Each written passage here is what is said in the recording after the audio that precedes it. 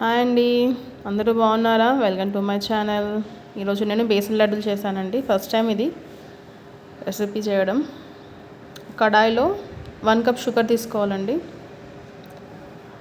ఒక 2 table spoons water తీసుకోవాలి. ఇది బబుల్స్ వచ్చేదాకా మనం కలుపుతూనే ఉండాలండి, మిక్స్ చేసుకోవాలి బాగా. ఇలా చేస్తే బాగుంటుందని ట్రై చేశాను. మా అమ్మ ఇలానే చేస్తుండే, నేను ఫస్ట్ టైం చేయడం ఇది.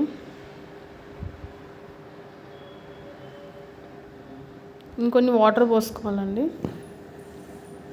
చూడండి, లైట్గా బబుల్స్ వస్తున్నాయి. ఇది ఇంచుమించు ముదురు పాకం అనుకోండి. మొత్తం బబుల్స్ వచ్చాయి చూడండి. ఇప్పుడు స్టవ్ ఆఫ్ చేసుకొని కడాయి పక్కకు పెట్టుకొని మనం మిక్స్ చేస్తూనే ఉండాలండి. ఇది మొత్తం డ్రై అయ్యేదాకా మిక్స్ చేయాలి. దీనికి కొంచెం పేషెన్స్ ఉండాలండి చేయడానికి. ఈ లడ్డూలు చాలా టైం పడుతుంది. చూడండి, మళ్ళీ షుగర్ క్వాంటిటీ లాగా వచ్చేసింది మొత్తము. దీన్ని ఒక జార్లో మిక్స్ చేసుకోవాలి.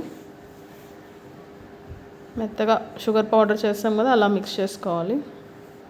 ఇప్పుడు దీన్ని స్ట్రెయిన్ చేస్తున్నాను నేను మొత్తం పౌడర్ని.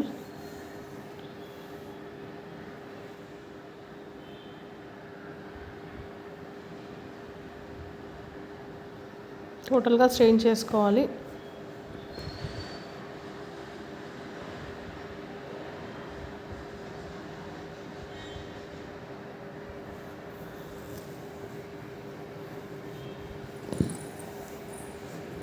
చూడండి, ఇట్లా పౌడర్. 1 కప్ గీ అండి. మెజర్ ఏం లేదు, అన్నీ ఈక్వలే. 1 కప్ గీకి 1 cup besan and 1 cup sugar mix చేస్తుండండి.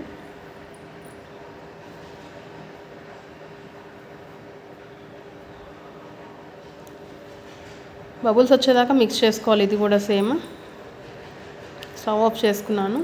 ఇది కొంచెం చల్లరపడాలండి. కొంచెము ఎక్కువ ఉంటే, హీట్గా ఉంటే ఏమవుతుందంటే మనం షుగర్ పౌడర్ వేస్తాం కదా, అది మెల్ట్ అయిపోతుందండి మొత్తము.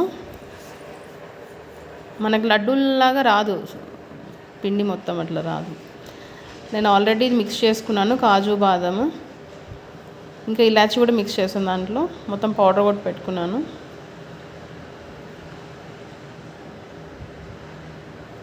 చూడండి ఎలా అయిందో మిక్చర్ మొత్తం. కొంచెం వామ్లో ఉన్నప్పుడే మనం లడ్డూలు కట్టుకోవాలండి. అట్లా అయితేనే బ్రేక్ కావు, లేకుంటే క్రాక్స్ వచ్చేస్తే బ్రేక్ అయిపోతాయి మొత్తం.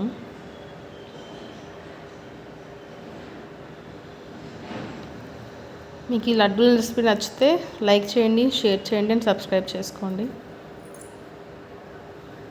మీరు నాకు సపోర్ట్ చేస్తారంటే కొత్త కొత్త రెసిపీస్ నేను మీకు అప్లోడ్ చేస్తాను.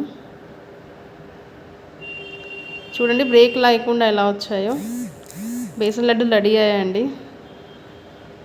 చూస్తుంటేనే టెంప్టింగ్గా ఉంది తిందామని చెప్పేసి. అంత బాగా వచ్చాయి, అసలు చాలా టేస్ట్ అయ్యాయి. మీరు కూడా ట్రై చేయండి. ట్రై చేసి నాకు కామెంట్లో మెసేజ్ చేయండి. Thank you for